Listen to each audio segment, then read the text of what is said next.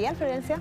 ¿Cómo estás, Andrea? Muy buenas tardes y muy buenas tardes a todos ustedes en sus casas y comenzamos revisando justamente lo que ocurre a esta hora en Argentina, luego que el gobierno de Alberto Fernández se tuvo que dar, entre comillas, en marcha atrás con la flexibilización de las restricciones debido a un aumento en los casos de contagio de coronavirus. Según el gobierno nacional, se han informado 16 nuevas muertes por COVID-19 con respecto al último balance oficial que fue, atención, difundido anoche por las autoridades, lo que eleva ya finalmente la cifra total de fallecidos a 929 en el país.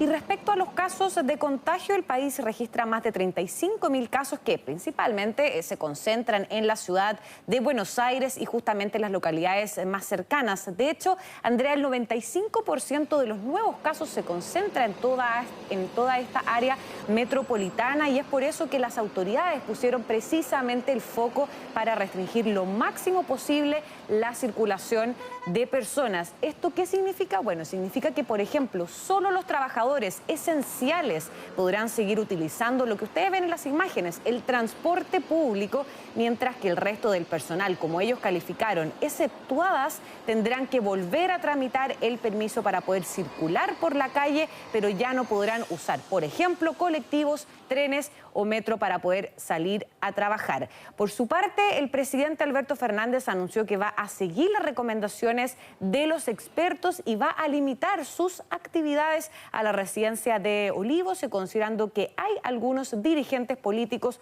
contagiados, entre ellos María Eugenia Vidal, recordemos, la ex gobernadora de Buenos Aires. Bien, y ahora nos vamos a Estados Unidos, luego que el policía que finalmente causó la muerte de un joven afroamericano en el estacionamiento de un local de comida rápida en Atlanta va a enfrentar cargos por asesinato. Según el fiscal del distrito, el policía, que ahí lo vemos en las imágenes, se disparó contra este joven identificado como Rayshard Brooks. No tenía justificación finalmente para disparar porque en el momento en el que Brooks finalmente fue abatido ya no representaba una amenaza inmediata de muerte para los oficiales. El fiscal aseguró que constituye además como un agravante que tras disparar y matar a este joven de 27 años, el policía haya pateado el cuerpo de Brooks cuando ya estaba en el piso y estaba ya, de hecho, sangrando de manera evidente. Ahora, para poner en contexto, hay que recordar que Brooks fue detenido por estar durmiendo en el estacionamiento de este local de comida rápida precisamente de un Wendy's, y que al resistirse comenzó esta especie de forcejeo con el policía que finalmente acabó con este mortal disparo en su espalda. El tema es que con estos cargos el policía, que por cierto ya fue despedido de la fuerza policial, arriesga una condena a muerte o incluso una cadena perpetua. Ahora, un tema no menor es que a raíz de las protestas contra el racismo que se han registrado tras la muerte tanto de George Floyd hace más de 3 semanas y ahora Rayshard Brooks, decenas de agentes han renunciado a sus trabajos en los últimos días. Y es algo que ocurre en varias ciudades del país, no solamente en Minneapolis, que es justamente donde fue asesinado George Floyd, sino que, por ejemplo, bueno, partiendo por Minneapolis, al menos 7 policías renunciaron al departamento de las protestas de Floyd, de que las protestas inundaron, como vemos en las imágenes, las calles de esa ciudad. Y según el vocero, hay otros 7 que ya están en proceso para intentar dejar la institución. Algo que se repite también, por ejemplo, en Atlanta, la policía confirmó que ya son 8 los agentes que han renunciado en lo que va del mes. Y también mencionarles lo que ocurre en Florida, porque ya son 10 policías los que presentaron su renuncia precisamente a la unidad SWAT de esa ciudad por preocupaciones sobre la politización de sus tácticas de seguridad. Bien, y ahora nos vamos a Alemania, luego que las autoridades de ese país anunciaron un hallazgo con evidencia sumamente importante en la casa rodante del principal sospechoso del secuestro de Madeleine McCann.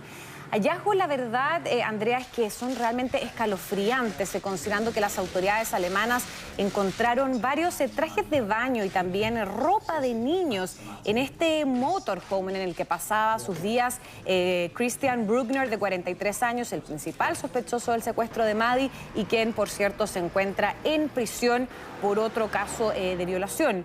Durante la detallada inspección, que duró cerca de 6 días, los detectives hallaron además 6 memorias USB con más de 8.000 archivos de fotos y videos de abusos sexuales de menores. Ahora, es importante mencionar aquí que la policía encontró este motorhome en el año 2016 en una fábrica de cajas abandonada al norte de Alemania, cuando estaba investigando la desaparición de otra niña, de Inga Gehrig, que posteriormente fue conocida como la Madia alemana.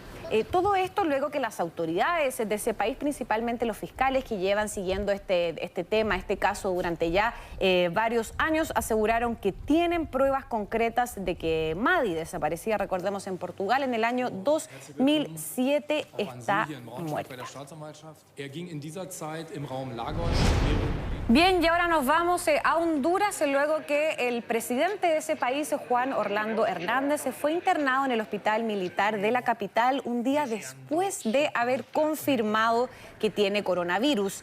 El mandatario fue hospitalizado por una neumonía y, según los doctores, se presenta algunos infiltrados en los pulmones, pero que su estado de salud es bueno por el momento.